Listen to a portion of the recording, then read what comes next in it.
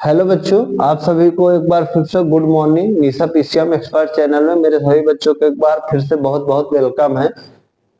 पिछली वीडियोज में केमिस्ट्री का जो भी UP board English medium CBSE board class 10th के बच्चे हैं उनके लिए मैंने केमिस्ट्री में एक चैप्टर स्टार्ट किया था, एसिड बेस एंड साल्ट। उसमें मैंने इनके बारे में जानकारी बताई थी कि आप एसिड बेस या साल्ट को किस तरह से बना सकते हैं और किस तरह से आइडेंटिफाई कर सकते हैं, ये क्या चीज होती हैं और इनका लिटमस पेपर पर या जो भी हमारे दूसरे इंडिकेटर्स होते हैं, इन सब चीजों के बारे में जानकारी मैंने बताया था। लास्ट टाइम मैंने बताया था कि हम लोग फिजिकल प्रॉपर्टीज केमिकल प्रॉपर्टीज के बारे में देखना था, तो मैंने फिजिकल प्रॉपर्टीज का मतलब समझाया था कि दुनिया में कोई भी कंपाउंड होगा उसकी फिजिकल प्रॉपर्टीज का क्या मतलब होता है, कौन कौन सी प्रॉपर्टीज आप डिस्कस करेंगे, और केमिकल प्रॉपर्टीज का क्या मतलब होगा कि आपको कौन कौन सी प्रॉपर्टीज डिस्कस करना होगा।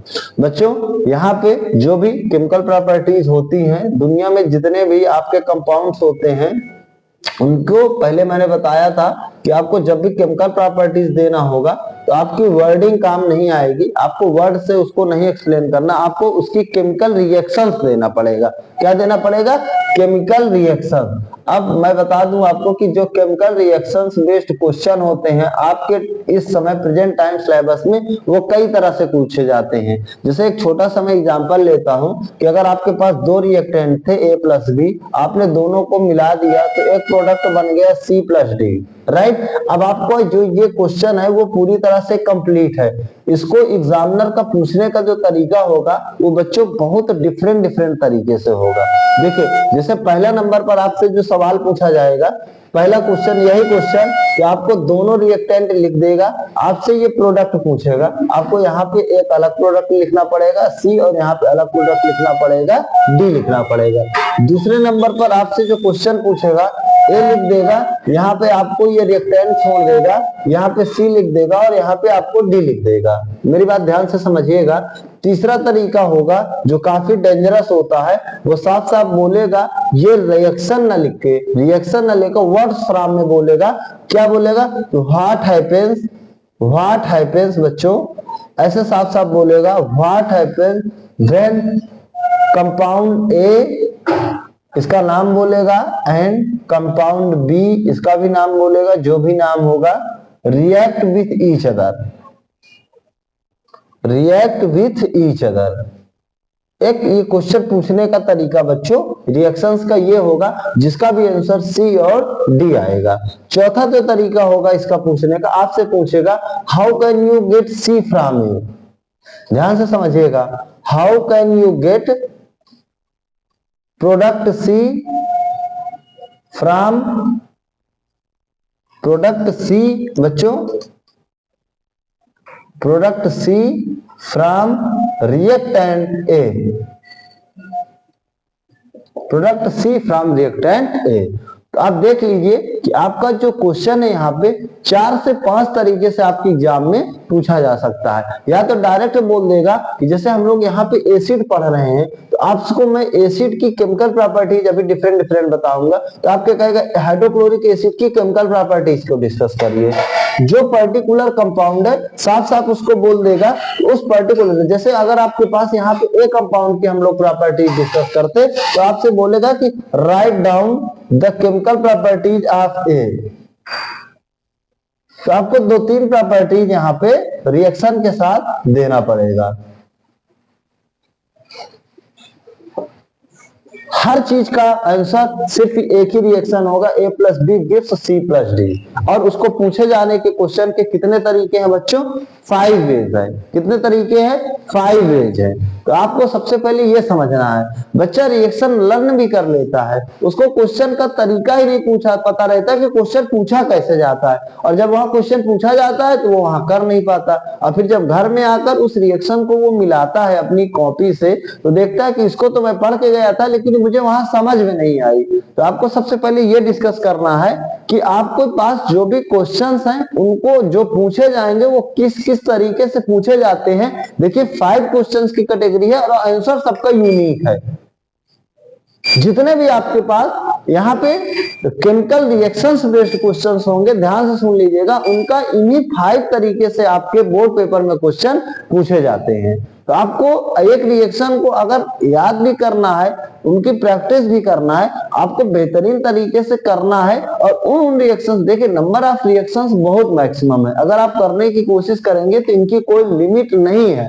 लेकिन हमको उन रिएक्शंस को डिस्कस करना है, उन रिएक्शंस को ही प्रैक्टिस करना है जो रिएक्शंस आपके बोर्ड पेपर में पूछी जाती है। अगर आप एक एक रिएक्शन करेंगे तो हो सकता है अभी आप 10th क्लास में कम से कम 200 to 300 रिएक्शंस होंगे अगर आप सारी रिएक्शंस लिखेंगे।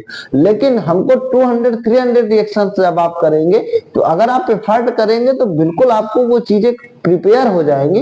लेकिन मोस्ट ऑफ द केसेस बच्चों की बात मैं बता रहा हूं, उनको ये कर पाना बहुत मुश्किल होता है। तो इसलिए हम लोग उन रिएक्शंस की बात करेंगे जो सिर्फ आपके बोर्ड पेपर में पूछी जाती है, जो आपको बोर्ड पेपर में काफी इंपॉर्टेंट है। चलिए मैं अब आपको बताता हूं, जो हमारा टॉपिक है chemical properties of the acid.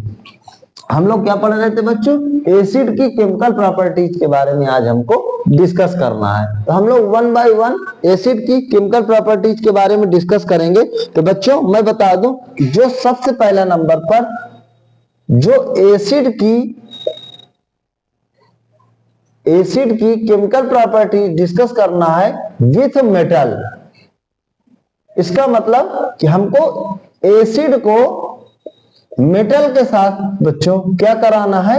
React कराना है, राइट। एसिड को हमको किसके साथ रिएक्ट कराना है? मेटल के साथ। जब कभी भी एसिड बच्चों मेटल के साथ रिएक्ट करता है तो यहाँ पर आपको हमेशा 2 प्रोडक्ट मिलेंगे, एक साल्ट मिलता है और एक हाइड्रोजन गैस लिबरेट करती है। बच्चों ये गैस का साइन होता है, आपका जो एरो है अगर उसका हेड ऊपर की तरफ है, इसका मतलब यहां से कौन सी गैस लिबरेट कर रही है? हाइड्रोजन गैस लिबरेट कर रही है। तो यहां से आपके कौन कौन से जो न्यूमेरिकल्स हैं वो आपके लिए काफी बेहतरीन है, काफी इंपॉर्टेंट है। इस चीज को आपको समझने की जरूरत है। तो सबसे पहली बात उन मैं रिएक्शंस को बताऊंगा जहां पर भी आपने पढ़ा है कि आपके पास जो एसिड है, कोई एक एसिड लूंगा HCl, H2SO4, HNO3, उसकी 2 कैटेगरी होती है। मैंने एक बताया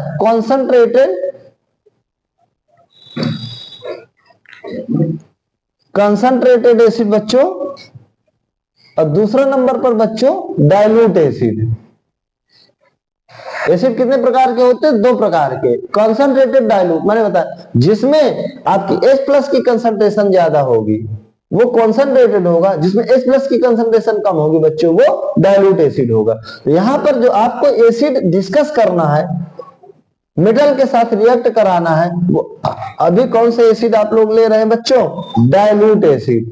और उसको किसके साथ रिएक्ट कराना है? मेटल के साथ। तो आपको क्या मिलेगा? साल्ट प्लस हाइड्रोजन गैस मिलेगी।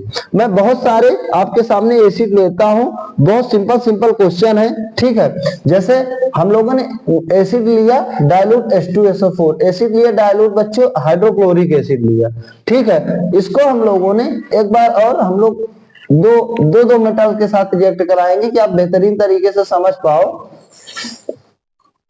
HCl मीन्स इसी को HN से रिएक्ट कराना है और इसको भी ZN से रिएक्ट कराना है, इसको Na से रिएक्ट कराना है और इसको भी बच्चों Na से रिएक्ट कराना है, ठीक है। ये बात आपको ध्यान से समझना है। यहां ZN की जगह बच्चों Mg भी हो सकता है, ठीक है, यहां भी Mg हो सकता है। अभी मैं बता दूंगा, एक आपकी रिएक्टिविटी सीरीज होती है कि कौन कौन मेटल्स होते हैं जो एसिड के साथ रिएक्ट कर पाते हैं, ठीक है। तो उस क्वेश्चन को मैं बाद में डिस्कस करूंगा। तो सबसे पहली बात आपका क्वेश्चन पूछा जाएगा कि what happens when zinc react with the dilute H2SO4, what happens when magnesium react with the dilute H2SO4 means dilute sulphuric acid. ऐसे what happens when sodium react with the dilute sulphuric acid, what happens when zinc और magnesium react with the dilute HCl, what happens when sodium react with dilute HCl। तो सबका product बताओ क्या बनेगा? एक salt बनेगा। तो अगर ZN को लेकर साल्ट बनाओगे तो यहाँ H2 देखिए बाहर है, तो ZN का SO4 के लेकर साल्ट बनाओगे तो क्या बनेगा? जिंक सल्फेट बनेगा। और जब अगर Mg का SO4 के साथ बनाओगे तो मैग्नीशियम सल्फेट बनेगा MgSO4 बनेगा, और आपका क्या लिबरेट होगा बताओ बच्चों, H2 हाइड्रोजन गैस लिबरेट होगी। ये बात आपको ध्यान रखना है। इसके बाद बच्चों यहाँ पे आप देख पाओगे सोडियम का इसके साथ, तो आपका क्या बनेगा बच्चों, सोडियम सल्फेट Na2SO4 बनेगा और हाइड्रोजन गैस लिबरेट होगी जिसका नाम होगा H2। यहाँ पर अगर आप जिंक का क्लोरीन के साथ रिएक्शन कराओगे तो बताओ क्या बनेगा, जिंक क्लोराइड बनेगा, ठीक है। और इसके बाद ये बन जाएगा ZnCl2 बन जाएगा, और मैग्नीशियम का अगर आप क्लोरीन के साथ रिएक्ट कराओगे तो बच्चों क्या बन जाएगा, MgCl2 बन जाएगा, और प्लस कौन सी गैस लिबरेट होगी, हाइड्रोजन गैस लिबरेट होगी। Na का या Cl के साथ रिएक्ट कराओगे तो क्या बन जाएगा, सोडियम क्लोराइड साल्ट बन जाएगा, और कौन सी गैस लिबरेट होगी, हाइड्रोजन गैस लिबरेट होगी। आप देख पा रहे होंगे कि जब कभी भी आप डाइल्यूट एसिड लेते हैं, किसी भी मेटल के साथ आप रिएक्ट करा रहे हैं, तो एक प्रोडक्ट आपका साल्ट बन रहा है और दूसरा प्रोडक्ट आपका हाइड्रोजन गैस लिबरेट कर रहा है। ये चीज आपको ध्यान रखना है, ये इनकी रिएक्शंस होती हैं। लेकिन अब बच्चों के मन में ये क्वेश्चन होगा कि सर अगर हम लोग डाइल्यूट अगर एसिड ना लेकर हम लोग कंसंट्रेटेड एसिड लेंगे तो हमारा प्रोडक्ट क्या बनने वाला है। तो बच्चों जो आपका यहाँ पे प्रोडक्ट बनता है, जब कंसंट्रेटेड एसिड हम लोग लेते हैं, इनकी जगह पर H2SO4 और डाइल्यूट में लेकर HCl कंसंट्रेटेड लेते हैं, तो होता यहाँ पर क्या है कि जो कंसंट्रेटेड जैसे आप ले लेते हैं तो उसमें due to the presence of oxygen ये हाइड्रोजन इसके साथ छूट नहीं पाता है। जैसे इसकी मैं अगर बात करूं आप लोगों के साथ H2SO4 की, अगर आप यहाँ कंसंट्रेटेड ले लेंगे तो जो आपका H2 बन रहा है हाइड्रोजन गैस, ये H2O बनने लगेगा। प्रोडक्ट यही रहेगा, प्रोडक्ट आपका बच्चों यही रहेगा जो साल्ट होगा। लेकिन जो आपका कॉन्सेंट्रेटेड एसिड अगर आप इसी के साथ लेंगे, कंसंट्रेटेड एसिड, और उनको आप किसके साथ रिएक्ट कराओगे बच्चों, मेटल के साथ, तो आपका क्या बनेगा, साल्ट प्लस कौन सा क्या बनने लगेगा, वाटर। अब जैसे आप यहां पर लोगे तो फिर यहाँ पे वाटर नहीं बनने वाला, यहाँ पे यही प्रोडक्ट बनना है। या हो सकता है आपका जो कॉन्सेंट्रेटेड लोगे तो जिंक या मैग्नीशियम हाइड्रोक्लोरिक एसिड के साथ रिएक्ट ही ना करे। लेकिन यहां पर अगर आप कॉन्सेंट्रेटेड लोगे तो आपका जो H2SO4 और मेटल है, ये दोनों आपस में रिएक्ट करेंगे, तो उस समय बच्चों आपका जो ये प्रोडक्ट होगा वो ZnSO4 तो बनेगा, ऑक्सीजन हाइड्रोजन के साथ चिपक जाएगा। तो जो आप यहाँ पर हाइड्रोजन गैस बना पा रहे थे वो चीज बनना क्या हो जाएगी बच्चों, बंद हो जाएगी। क्योंकि आपको पता होगा कॉन्सेंट्रेटेड का मतलब होता है कि वहां पर प्रेजेंस ऑफ द हाइड्रोजन होता है, और जो हाइड्रोजन होता है जब वो कंसंट्रेटेड होता है तो H+ की इतना कंसंट्रेशन होती है कि अपने साथ एक ऑक्सीजन को चिपका लेके चला जाता है, जिसकी वजह से प्रोडक्ट हाइड्रोजन गैस ना बनकर क्या बनने लगता है, H2O बनने लगता है, वाटर बनने लगता है। ये रिएक्शंस आपको ध्यान रखना है कि क्या होता है जब आपका डाइल्यूट एसिड मेटल के साथ रिएक्ट करता है और कंसंट्रेटेड एसिड जब आपका मेटल के साथ रिएक्ट करता है। ठीक है, अब चलिए यहाँ पे हम लोगों ने दो एसिड देखा, हाइड्रोक्लोरिक एसिड देखा, सल्फ्यूरिक एसिड देखा। अब हम लोग नाइट्रिक एसिड का केस देखेंगे। बच्चों जो नाइट्रिक एसिड का केस क्या होता है कि वहां पर हमारे कुछ मेटल होते हैं, वो क्या करते हैं, हमारे जो नाइट्रिक एसिड के साथ डाइल्यूट के साथ रिएक्ट करते हैं, और कुछ मेटल्स होते हैं जो कॉन्सेंट्रेटेड के साथ रिएक्ट करते हैं। कुछ हमारे मेटल्स होते हैं नाइट्रिक एसिड के साथ डाइल्यूट नाइट्रिक एसिड के साथ रिएक्ट करते हैं, और कुछ मेटल्स होते हैं कॉन्सेंट्रेटेड नाइट्रिक एसिड के साथ रिएक्ट करते हैं। ठीक है, चलिए हम लोग देखते हैं कौन कौन से वो मेटल हैं जो डाइल्यूट के साथ रिएक्ट करते हैं, कौन कौन से मेटल हैं जो कॉन्सेंट्रेटेड नाइट्रिक एसिड के साथ रिएक्ट करते हैं। जैसे कि मैं आपको बता दूं कि आपका जो सोडियम, यहाँ पे मैग्नीशियम बच्चों और मैग्नीज है, ये आपका पहली बार डाइल्यूट HNO3 के साथ रिएक्ट करते हैं। लेकिन आपका जो Fe और जिंक है ये कॉन्सेंट्रेटेड नाइट्रिक एसिड के साथ रिएक्ट करते हैं। अगर आप इनको डाइल्यूट एसिड के साथ रिएक्ट कराएंगे तो रिएक्शन पॉसिबल नहीं हो पाएगी। जैसे डाइल्यूट के साथ तो प्रोसेस वही होती है, Mg हो चाहे Mn हो, अगर आप नाइट्रिक एसिड के साथ बच्चों रिएक्ट कराओगे तो यहाँ पर क्या मिलेगा, आपका साल्ट मिलेगा प्लस हाइड्रोजन गैस लिबरेट होगी। Mg का जब NO3 के साथ कंपाउंड बनाओगे तो आपको पता होगा वो मैग्नीशियम नाइट्रेट बनता है MgNO3 का होल ट्वाइस, और जब Mn का HNO3 के साथ प्रोडक्ट बनाओगे तो मैग्नीज नाइट्रेट बनेगा MnNO3 का होल ट्वाइस, और प्लस कौन सी गैस निकलेगी बच्चों, हाइड्रोजन गैस निकलेट होगी। लेकिन जब आप, मैंने बताया कॉन्सेंट्रेटेड लोगे Fe प्लस HNO3, तो यहां पर एक तो साल्ट बनेगा Fe का NO3 के साथ,